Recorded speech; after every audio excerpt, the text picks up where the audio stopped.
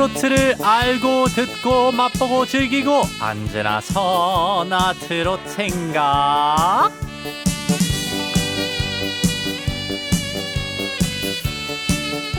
잘 아는 노래 같지만 한 걸음만 더 들어가 보면 미처 몰랐던 사연이 숨겨져 있죠. 그렇게 앞뒤 맥락을 알고 노래를 다시 들어보면 느낌이 훨씬 진해집니다. 아는 노래 모르는 이야기까지 이분이 다 풀어줍니다. 대중음악 평론가 정민재 작가, 어서 오세요. 네, 안녕하세요. 정민재입니다. 네, 반갑습니다. 또 오늘 이렇게 5월 가정의 달을 맞이하면서 참 그 연휴 첫 번째 주말이 좀 힘들었어요.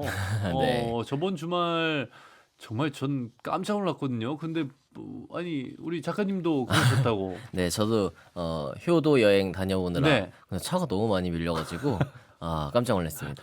그러니까요. 이게 그 이상하게 전 국민이 약간 이때다. 이때면 아무도 안 움직이겠지 이러면서 약간 그러다가 다 움직여가지고. 아니 뭐 사람이 많을 거라고 생각은 했는데 네. 이렇게까지 많을 거라고 생각을 못 해가지고 그러니까. 아무튼 뭐 즐거운 연휴를 보냈지만 네, 그랬습니다. 참 근데 그게 사람들이 많이 움직이고 있다는 게 되게 참 좋은 소식인 게, 그래도 밖에 나가서 사람들 만나고 함께 시간 보내고 이런 걸 아직 즐겨 하시는 것 맞아요. 같아서 좋은 것 같아요. 네. 아마 그 경기 활성화에 많이 도움됐을 것 같습니다. 그러니까 그럴 것 같습니다. 자, 오늘 주제는 뭐 이제 우리 어버이날을 앞두고 있는데 혹시 이것과 관련이 돼 있나요? 그럼요. 그냥 넘어갈 수 없고 네. 5월 6일이니까 이틀만 있으면은 어버이날이잖아요. 네. 부모님 합쳐서 우리가 어버이날 하지만 사실 외국은 이 Mother's Day, Father's Day 따로따로 이렇게 따로 있어요. 있잖아요. 네. 근데 우리는 어버이날 돼 있지만, 그래서 오늘은 어머니 노래, 그러니까 엄마에 대한 노래, 네. 또 아버지에 대한, 아빠에 대한 노래 이렇게 따로따로 나눠서 한번 들어보려고 해요. 맞아요. 확실히 근데 그 어머니 하면 떠오르는 느낌과 아버지 하면 떠오르는 그런 정서들이 분명히 다르다고 생각을 하거든요. 그럼 오늘 뭐 뭔가 어머니 노래, 아버님 노래 이렇게 따로 이렇게 듣는 건가요? 네, 그래서 들어보시면은 네. 확실히 우리가 공통적으로 보편적으로 네. 엄마에 대한 정서, 아빠에 대한 정서 이렇게 다르고 또 이런 건 비슷하구나 하는 걸 아마 느끼실 것 같습니다. 알겠습니다. 그러면 첫 번째 노래 들려주세요. 앞선 노을 칠 때까지 호미자루 덫을 삼아 화전밭 야, 그 첫 가사에서 모든 게 뭔가 녹아지는 것 같아요. 네. 어떤 노래죠?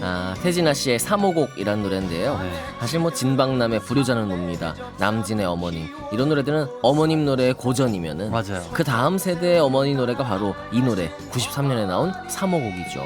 93년도 정도면 그야말로 태진아의 전성시대, 뭔가 새 노래를 낼 때마다 그냥 다 히트고 막 이랬을 때죠. 네, 태진아 씨가 옥경이로 재기하고 이제 본격적으로 인기 궤도에 오르기 전까지 사실 인생에 굴곡이 많았잖아요. 맞아요. 80년도에 미국으로 이민 가서 지내다가 84년에 돌아와서 새 앨범 냈는데 반응이 없었고, 그렇죠. 또 무명 생활이 길어졌고, 네. 그러다 89년에 옥경이가 터지고 90년에 거울도 안 보는 여자, 91년 미안해, 92년 노란 손수건, 이렇게 쭉 93년 3호곡까지 흐름이 이어진 거죠. 네. 근데 옥경이 같은 경우에는 그 인생사 자체가 오버랩이 되는데 이 3호곡 그냥 나온 노래 아닐 것 같은데요?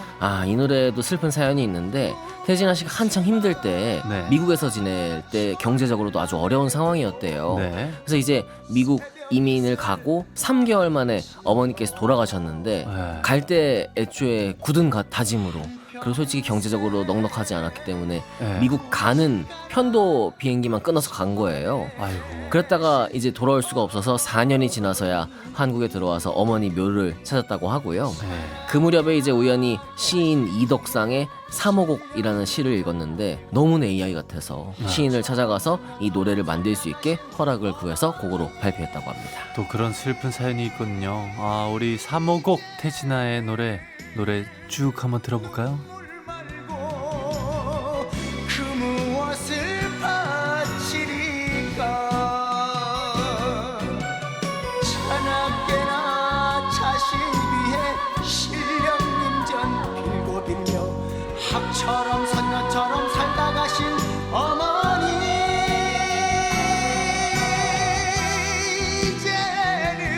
이제는 눈물 말고 그 무엇을 바치리까.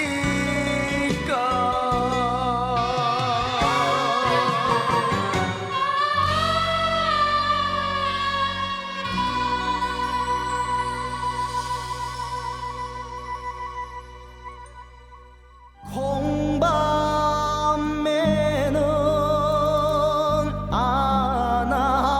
아낙네야 배적삼이 흠뻑 젖는다.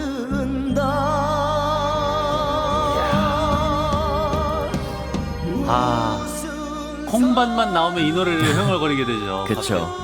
아, 그렇습니다. 이 노래 어떤 노래죠? 아, 주병선의 칠갑산이라는 노래고요. 89년 데뷔 앨범 타이틀곡이었는데 네. 주병선 씨는 88년도에 이제 MBC 대학가요제에 나가서 자작곡 고인돌로 금상을 받아요. 네. 근데 이분이 국악학과에 재학 중이었던 그 특성을 살려서 네. 이 고인돌 자체가 대금 연주가 결합된 전통가요 스타일이었죠. 네, 어떻게 보면 우리가 요새 막 트로트에 뭐 국악 트로트 있다라고 얘기하지만 이게 국악 트로트의 원조라고 생각을 그럴 것 하거든요. 같아요. 네네. 아, 근데 또 이제 대학가요제 출신이라는 거, 아, 참 놀라운데 그 느낌이 아예 없어요. 맞아요. 이분이 이제 금상 수상 이후에 한 음반사랑 계약하고 1집을 준비해서 이듬해 앨범을 냈는데요. 네. 사실 대학가요제 출신이 트로트를 한다는 게 그때는 별로 없는 때거든요. 뭐 그쵸. 지금도 마찬가지지만은. 그리고 그래서- 분명히 좋게 보지는 않았을 거예요. 그렇죠. 대학가요제 어쨌든 그 젊은 느낌의 뭔가 감각적인 뭐 밴드 음악을 하거나 네. 싱어송라이터 음악을 하거나 그런 분들이 많았기 때문에 그래서 더 이색적으로 느껴졌는데요. 그 중에서도 이 칠갑산이 히트했고 사실 리메이크였어요. 원래는 트로트 가수 윤상일 씨가 80년도에 발표를 했는데 그 당시에 이제 반응이 없다가 한 10년이 지나서 주병선 버전이 히트한 거죠. 야, 이럴 때 보면 진짜 노래는 주인이 따로 있구나라는 그런 생각이 네. 있는데, 아, 근데 노래 덕분에 칠갑산도 덩달아 유명해졌다고요? 네, 이 칠갑산이 충남 청양군에 있는 산인데 오. 과거에 이 화전민이 많이 살았대요. 네. 그래서 이 노래도 어렵게 살던 화전민 홀 어머니가 어린 딸을 이제 시내의 부잣집에 민며느리로 보내는 그 심경을 애절하게 그린 노래였고요. 아. 이 노래가 인기를 얻으면서 주병선 씨가 이듬해 KBS 가요대상 남자 신인왕 후보까지 오르는 그런 기염이 있었고 80년대 후반에도 이렇게 전통적인 노래가 여전히 히트할 수 있구나 그런 걸 보여줬죠. 이야. 아니 뭔가 우리 저번에 그 살목지 그런 것처럼 그 당시에는 이 그치, 노래가 칠갑산을 칠갑산. 이렇게 더 어떤 하나의 뜨게 한 거죠. 명소 네, 혹은 네. 막 이제 유명 장소로 음. 이제 하게 도와줬네요. 자, 고생하는 어머니에 대한 연민이 담겨 있는 노래 칠갑산이었습니다. 자, 이어서 다음 곡은 어떤 곡일까요? 한밤중에 목이 말라 냉장고를 열어보니 한귀퉁이에 고등어가 소금에 절여져 있네. 어머니 한밤중에 고거는 배가 소리 고파 목이 말라 냉장고를 열곤 하죠. 네네. 근데 요새 열면 고등어가 절여져 있는 거 보기 힘들잖아요. 맞아요. 이 당시의 풍경 같아요. 네, 맞습니다. 어머니와 고등어 김창완의 노래네요. 네, 산울님이 83년 9집을 내고 이제 해체를 선언하거든요. 그리고 김창완 씨가 솔로 1집 기타가 있는 수필 발표하는데 이 노래가 여기 실려서 인기를 얻었고 네. 이 앨범 제목처럼 아주 단출한 기타 반주에 수필 같은 노랫말이 좋은 반응을 얻었죠. 진짜 그 단순하면서 재밌는 가사, 그냥 그 스토리를 계속 듣고 싶은 맞아요. 그런 힘이 있는 노래예요. 네, 이게 노래 들어오면은 약간 철딱선이 없는 아들 이야기처럼 들려요. 네. 한밤중에 목이 말라서 냉장고 열어봤더니 한 귀퉁이에 소금에 절인 고등어가 있어서 와, 내일 아침에 고등어 구이 먹겠구나 그 생각했다는 거 아니에요. 네. 근데 알고 보니까 이 노래는 픽션이래요. 그러니까 김창완 씨가 대학 때 친구들하고 술 마시고 돌아오면은 어머니께서 항상 늦은 시간까지 산더미처럼 쌓인 집안일을 하고 계셨대요. 네. 막 손목이 시큰거린다고 하시면서도 청소하고 설거지하고 빨래하고 그런 어머니의 모습을 보면서 이 엄마의 고단함을 주제로 이 노래를 만들었다고 합니다. 야, 이게 그냥 그 상황이 만들어진 상황이라니 너무 어떤 집에나 있을 법한 그러니까요. 일이어서 놀라운데, 그러면 김창완 씨의 어머니는 이 노래가 나왔을 때 뭐 어떤 반응이 있었을까요? 이 노래 듣고 정작 좀 섭섭해하셨대요. 왜요? 왜 그랬냐면은 이 고등어가 아니라 어머니께서는 항상 아들들 주려고 비싼 전갱이를 구워줬는데 이 노래에선 고등어를 절여놨다고 하니까는 네. 이 집 엄마는 아들한테 싼 고등어 먹이는 엄마인가봐. 그렇게 볼까봐 섭섭하셨다고 하고. 아하. 네, 어머니와 전갱이 될 뻔한 거죠. 그러니까. 근데 고등어가 약간 더 입에 붙으니까 그렇지 않았을까? 그런 네. 생각도 들고. 그러니까요. 김창완 씨 어머니께서는 지금도 정정하셔서 몇 해 전에 93세 나이에도 김창완, 김창훈 형제 공연할 때 항상 공연장에 오시고요. 저도 몇 번 뵀던 기억이 네. 납니다. 아니 뭐 그런 비교 아닐까요? 그냥 뭐 순살 치킨 이러면 되는데 갑자기 막 토종닭 그치. 막 오골계 막 맞아. 이런 걸로 하면 너무 어렵잖아요. 네네네. 근데 고등어 하니까 뭔가 탁 그냥 꽂히는 그런 게 있습니다. 우리 노래 마저 들을게요. 음악에 들리네. 어머니는 고등어를 구워주려 하셨나 보다. 소금에 절여놓고 편안하게 주무시는구나. 난 내일 아침에는 고등어 구일 먹을 수 있네. 어머니는 고등어를 절여놓고 주무시는구나. 나는 내일 아침에는 고등어 구일 먹을 수 있네. 나는 참 바보다. 엄마만 봐도 좋은걸.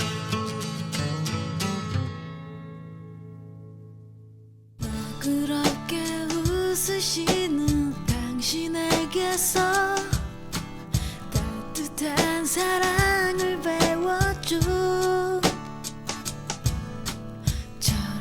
시대를 타고 계속 올라오는 것 같습니다. 김창완 어머니와 고등어 이어서 이 노래는 왁스의 엄마의 일기네요. 네, 왁스의 2000년도 데뷔 앨범 타이틀곡이었고요. 네. 98년도에 이분이 원래 밴드로 먼저 활동을 시작해요. 그러다가 1집 내고 팀이 해체하면서 방황하다가 룰라, 김건모, 디바, 코요테 등등의 히트곡을 만들었던 작곡가 최준영 씨를 만나서 솔로 가수로 다시 데뷔하게 되는데 네. 왁스는 이 당시에 그 얼굴 없는 가수 컨셉이었잖아요. 그렇죠. 이보다 몇 년 앞서서 조성모 씨가 시도해서 성공했던 그 신비주의 전략으로 나왔던 가수였죠. 맞습니다. 얼굴 없는 가수 전략 한때 유행했었고, 그 남자는 조성모, 여자는 왁스가 대표적이었는데 그 외에도 조금 더 지금으로 와서 김범수 맞아요, 김범수 씨도 만 해도 얼굴 없는 가수로 활동을 맞아요. 했었어요. 예전에 또 조관호 씨도 있고 그러니까요. 그랬는데 정말 많아요. 네, 왁스는 이 타이틀곡 엄마의 일기, 후속곡 오빠, 이 뮤직비디오에 신인 배우 하지원 씨가 나왔잖아요. 네. 그래서 오빠 무대할 때는 아예 왁스 대신 무대에 하지원 씨가 올라와서 막 립싱크하는 그런 전략도 있었는데 네. 오빠는 그 신디 로퍼의 히트곡을 번안했던 쉬밥 그 노래를 번안했던 노래였고 네. 이 엄마의 일기는 사실 한스 밴드의 노래를 리메이크합니다. 네. 그래서 1집의 활동곡이 다 리메이크곡이었죠. 완전 리메이크였구나. 근데 너무 이거는 좋네요. 배우 하지원 씨가 왁스 대신 립싱크로 불렀다. 이게 어떻게 보면 되게 파격적이면서도 되게 신선한 네. 그런 모르는 사람들은 하지원 씨가 노래하는 줄 알겠어요. 맞아요. 그땐 그랬어요, 진짜. 네, 그렇게 생각하고 하지원 씨가 이제 가수로 데뷔를 네, 이렇게 네. 생각하실 수도 있을 것 같은데, 근데 왁스 씨는 왠지 좀 엄마에 대한 노래를 많이 한 느낌이 있습니다. 그렇죠. 이 엄마의 일기도 있고 황혼의 문턱 이 노래까지 사랑받아서 더 그런 네. 느낌이 있는데 태어나서 학교 다니고 결혼하고 나도 부모 돼서 그 마음을 아는 나이가 됐고 황혼의 문턱으로 접어든다 이런 내용이었거든요. 네. 그래서 이 5월 되면 왁스 노래가 많이 나옵니다. 알겠습니다. 자, 우리 아들 말고 또 딸이 보는 엄마의 느낌, 이 엄마의 일기 마저 들으면서 3부 마무리하고요. 우리 4부에서도 함께해요.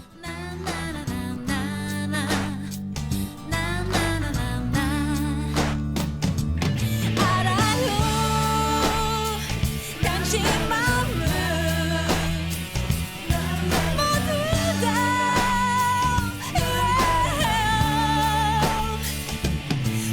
믿어요.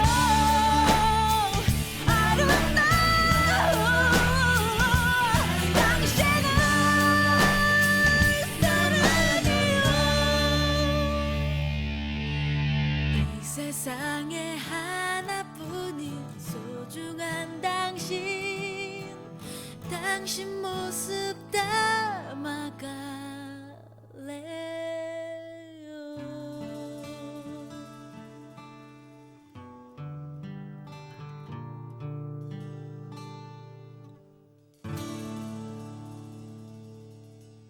정민재 평론가와 함께하는 안즈나 선아 트롯 생각. 오늘은 어버이날을 앞두고 부모님 노래 스페셜로 달리고 있었습니다. 정말 명곡들 쭉쭉 나왔지만 저는 이 노래 오늘 안 들려주면 섭섭할 뻔했어요. 바로 이 곡이죠.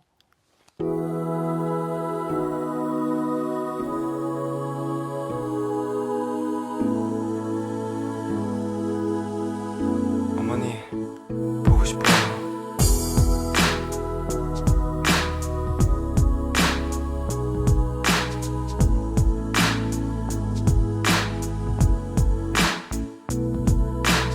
어려서부터 우리 집은 가난했었고 난돌다는 외식 몇 번 한 적이 없었고 일터에 나가 시어머니 집에 없으면 언제나 혼자서 끓여 먹었던 라면. 그러다 라면이 너무 지겨웠어. 맛있는 것 좀 먹자고 대들었었어. 그러자 어머님이 마지못해 꺼내신 숨겨두신 비상금으로 시켜주신 짜장면 하나에 너무나 행복했었어. 하지만 어머님은 왠지 드시질 않았어. 어머님은 짜장면이 싫다고 하셨어. 어머님은 짜장면이 싫다고 하셨어. 이 노래는 이 전주만 들어도 그리고 또 이 랩 시작만 들어도 네. 뭔가 뭉클하죠. 벌써 뭉클해지고 막 눈물이 날 것 같아요. 네, G.O.D의 어머님께. 그렇습니다. 99년 데뷔 앨범 타이틀곡이었고요. 가요를 통틀어서 진짜 가장 유명한 어머니 노래라고 해도 과언이 아닌 것 같아요. 이 당시에 H.O.T, 뭐 잭스키스, 신화 다 있었지만 G.O.D는 좀 더 친근하고 매력적인 음악이었던 것 같아요.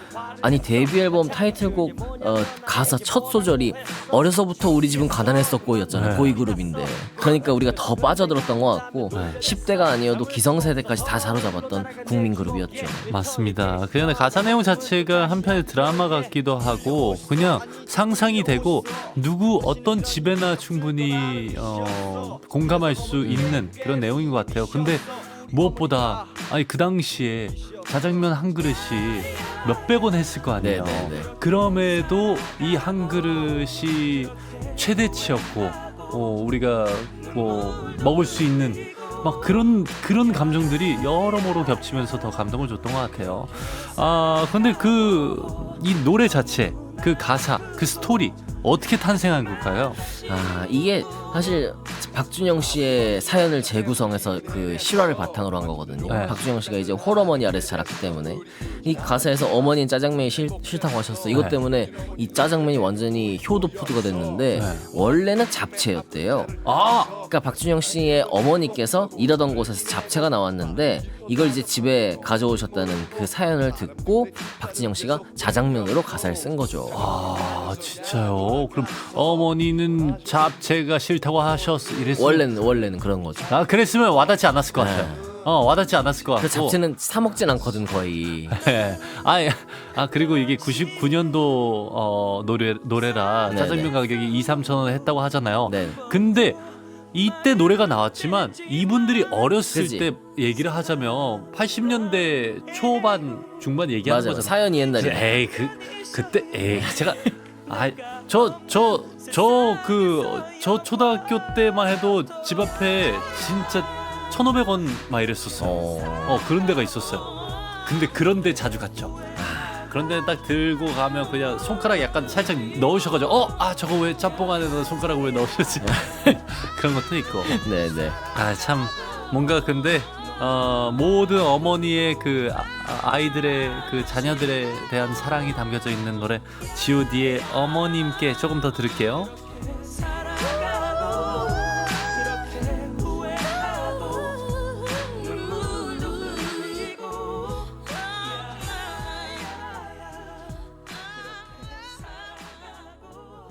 야, G.O.D의 어머님께 뭔가 그냥 따라 부르게 됐는데 이게 막 야야야 이런데 나 얘기하고 있잖아요. 죄송합니다. 네, 선생님, 주현미 선생님 모셨어요. 잠깐 퀴즈 풀고 가라고. 알겠습니다. 오늘 문제 주세요. 네, 조금 아까 우리 들은 G.O.D에 대한 얘기인데요. 네. G.O.D가 이 국민적인 사랑받는 그룹이 되는데 결정적인 계기가 된 프로그램이 있어요. 주말 예능 육아일기를 했었잖아요. 그렇죠. 맞다. 그 G.O.D 멤버들이 아빠처럼 형처럼 귀여운 아기를 막 먹이고 입혀주고 놀아주고 뭔가 관찰 예능의 원조다라고 맞아요. 할 수가 있죠. 네, MBC 주말 예능 프로그램에서 했던 G.O.D 육아일기. 이 G.O.D 멤버들이 애지중지했던 그 아기의 이름은 무엇일까? 이게 아하. 오늘 문제입니다. 알겠습니다. G.O.D의 육아일기에 나왔던 아기. 그 아기도 이제 국민적인 사랑을 받아서 요즘 뭐하고 지냈는지 아마 많은 분들도 근황도 찾아보고 막 그럴 것 같아요. 자, 보기가 있나요? 이름을 딱 들으면 알 것 같은데. 네, 1번 태진이, 태진이 좋죠. 2번 춘길이, 네네. 3번 재민이. 이야, 참 되게 그 시대별로 이름이 나오는 것 같은데 1번 태진이, 2번 춘길이, 3번 재민이. 이 중에 G.O.D의 육아일기에 나왔던 아기 이름은 누구일까요? 네, 정답 보내주실 곳은요. 문자번호 샵 8001번, 짧은 글 50원, 긴 글 100원, 스마트 라디오 미니는 무료고요. 네. 당첨자 5분 뽑아서 타월 세트 선물로 드립니다. 알겠습니다. 오늘 안즈나 선화 트로트 생각 어버이날 스페셜로 어머니에 관한 노래들 쫙 보내드렸는데 지금 반발이 일어났어요. 계속 우리 아버지들의 생각은 아버지의 노래 어딨냐? 네. 바로 시작해 봅니다. 첫 번째 노래 이 노래네요. 어젯밤엔 우리 아빠가 다정하신 모습으로 한 손에는 크레파스를 사가지고 오셨어요. 그의 것은 너무 많은데 너무 좋아. 너무 좋아.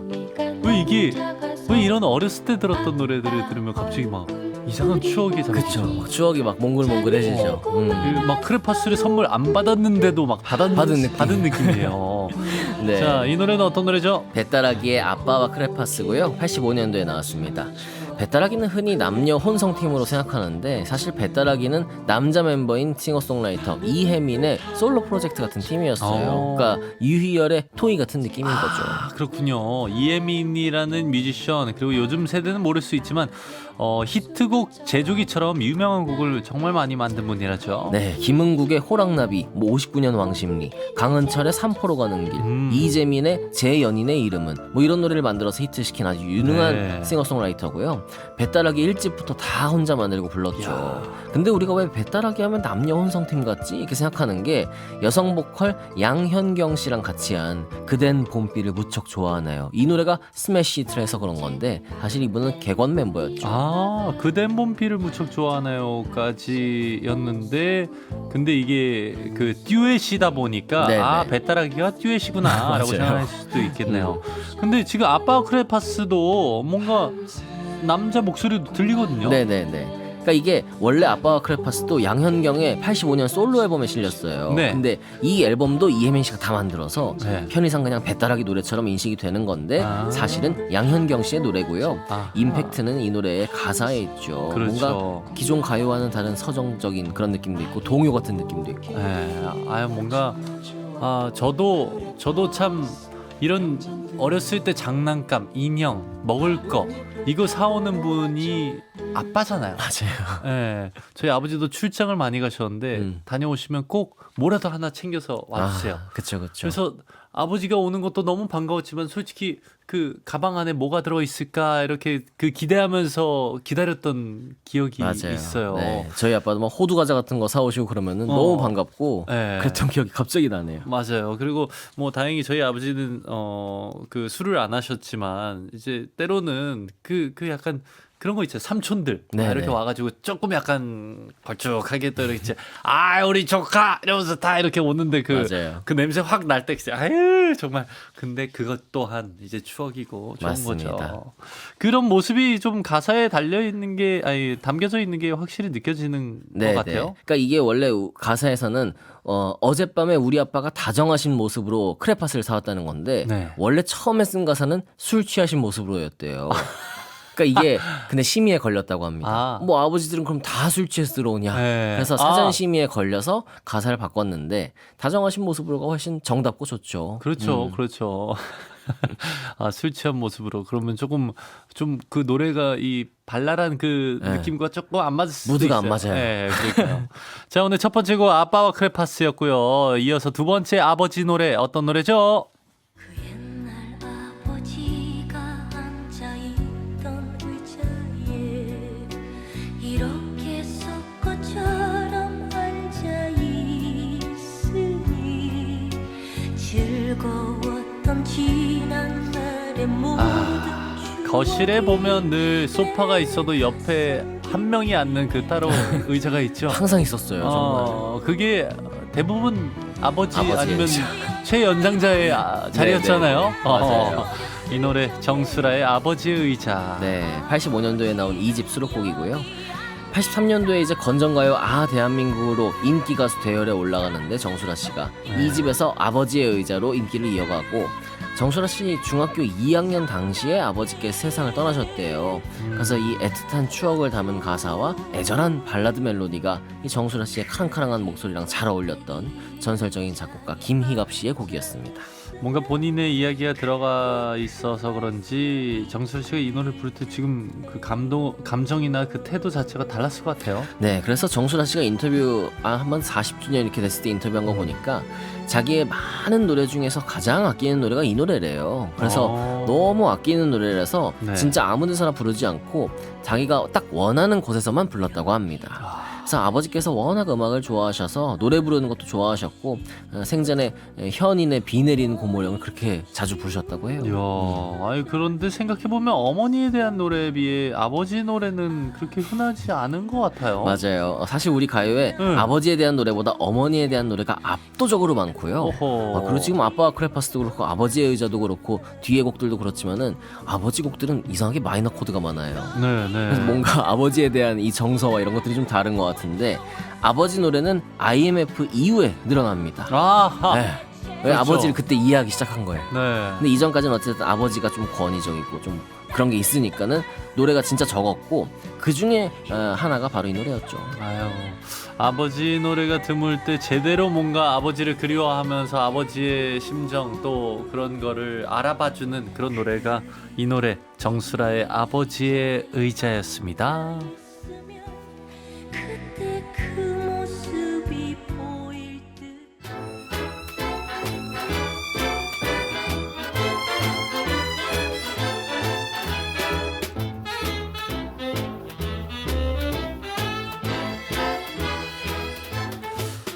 뭐 통계적으로는 어머니의 노래가 훨씬 많다라고 할 수는 있지만 완전 초기에 대표적인 아빠의 노래가 있어요. 네, 원조 아버지 노래고요. 네. 오기택의 아빠의 청춘입니다. 네. 66년에 나온 영화 아빠의 청춘 주제곡이었죠. 그렇죠. 이 노래는 영화 주제가였죠. 네, 영화 아빠의 청춘은요 66년에 개봉했는데 그 당시 공식 관객이 10,000명이 넘었어요. 네. 그러니까 당대 히트작이고 일찍 아내를 여의고 자식 3남매의 장래를 위해서 재혼도 안 하고 아주 헌신하면서 살아온 아버지의 애환을 그린 영화였는데 네. 오기택 씨는 당시에 이 아빠의 청춘 더불어서 마도로스박, 영등포의 밤 등등 히트곡을 연이어 발표하면서 전성기를 누렸고요.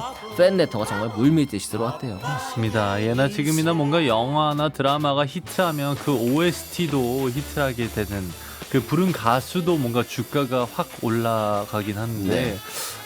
그런 면에 있어서 행복을 주는 사람도 많이 사랑해 주셨으면 좋겠고요. 아이 뭐 근데 아니 제가 그런 얘기를 들었어요. 요새는 우리 K 드라마나 K 영화가 전 세계적으로 많이 뻗어나가기 때문에 갑자기 그냥 예전에 이렇게 냈던 OST나 이런 그 드라마들 배우들도 가만히 있다가 갑자기 일본에서 뭐 태국에서 인도네시아에서 터져서 갑자기 팬미팅을 불러서 갔는데 몇천 명짜리 거예요.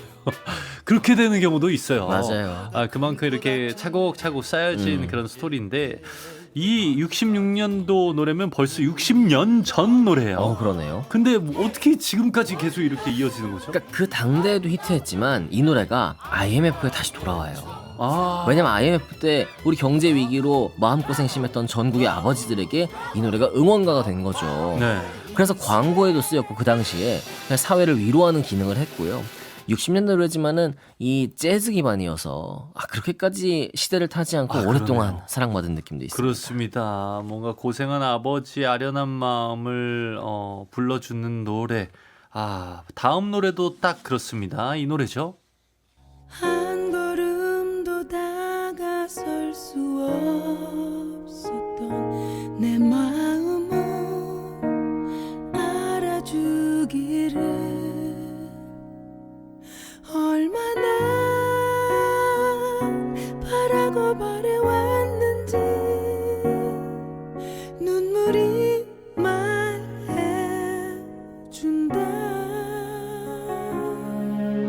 점점 멀어져 가버린 쓸쓸했던 뒷모습에 내 가슴이 다시 아파온다. 서로 사랑을 하고 서로 미워도 하고 누구보다 아껴주던 그대가 보고 싶다. 가까이에 있어도 조금 더 듣고 싶었는데. 그래 내가 미워했었다.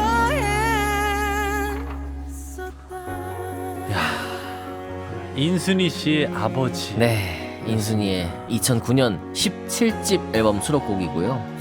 이분이 57년생이신데 주한미군 아버지 그리고 한국인 어머니 사이에서 태어났잖아요. 그 시절의 혼혈로 게다가 아버지 없이 자랐던 소녀 인순이에게 얼마나 많은 상처와 원망과 이런 것들이 맞아요. 있었겠어요. 그러면서도 그리움과 사랑도 있었을 것이고 아주 복합적인 감정이 담긴 노래입니다. 그렇습니다. 약간 좀 어떻게 보면 특별한 감정이라고 할 수가 있는데 그런 거는 절대 짐작하기 힘들 것 같아요. 맞아요. 이 노래 다비치, 이승철, 백지영 등등의 히트곡을 여러 곡 만든 이현승 씨가 만들었는데 아버지에 대한 노래를 하나 만듭시다 그랬을 때 인순이 씨가 대신 가사에 아버지가 들어가지 않는 조건으로 왜냐면 아버지가 가사에 들어가면은 나 못 부를 것 같다. 네. 너무 감정이 올라와서 그래서 그렇게 지금 노래가 나왔다고 합니다.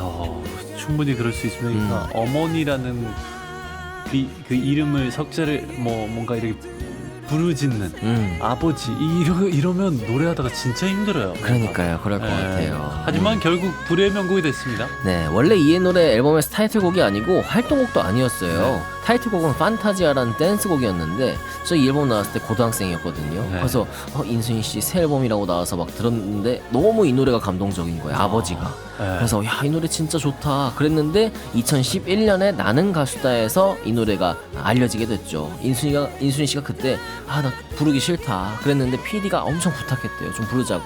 그래서 세상에 알려지게 됐습니다. 너무 좋죠. 우리 좀 더 들어볼까요?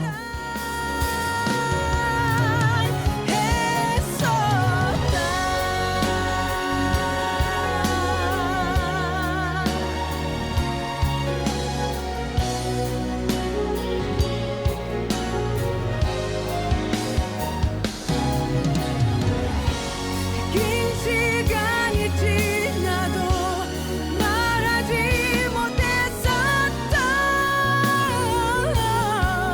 그래 내가 사랑했었다.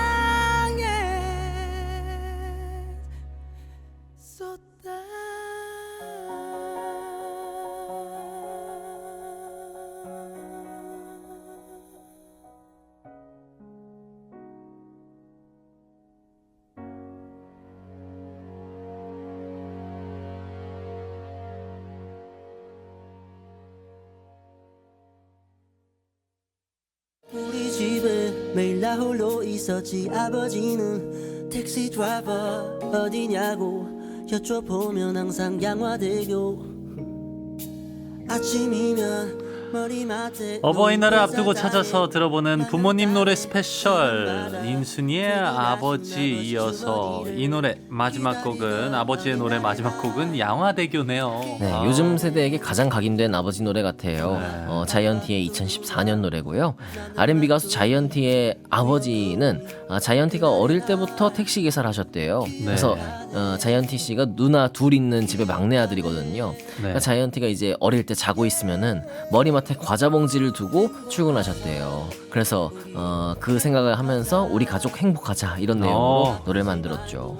이 머리맡에 과자 봉지 이렇게 아버지들은 다 나갔다 들어오시면서 뭘 늘 빈손으로 오는 거를 싫어하시는 것 같아요. 뭔가 참 그 고생하시고 힘드실 텐데 이제 막상 들어오면서 생각을 하겠죠. 또 집에 있는 아들, 딸 이러면서 사오시는 것 같아요. 맞아요. 그런 애틋한 게 항상 네. 떠오르는데 네. 가사에서 아버지께 어디냐고 여쭤보면 항상 양화대교라고 하셨다 그런 내용이 있는데 그래서 제목이 양화대교인 거거든요. 네.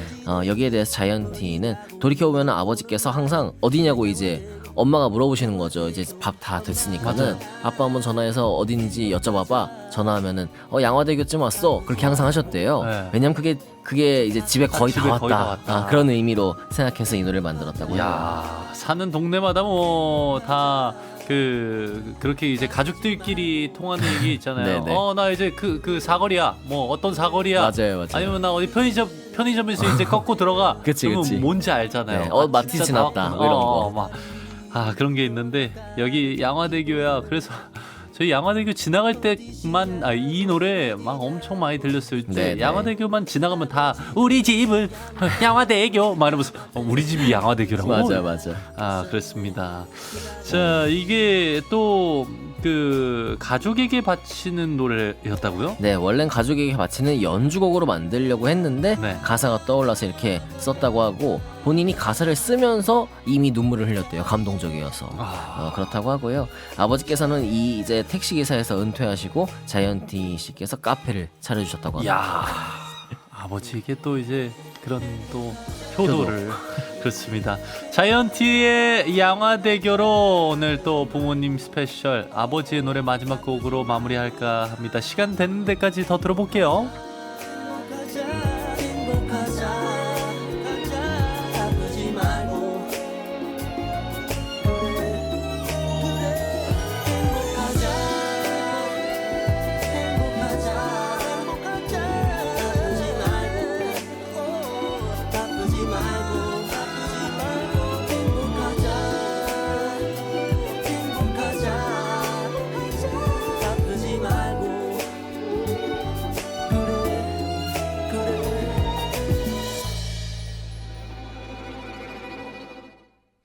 언제나 서나 트롯 생각. 오늘은 대한민국 가요 중에 엄마 노래, 아빠 노래, 어머니 노래와 아버지 노래를 거의 완벽하게 정리해 본 것 같습니다.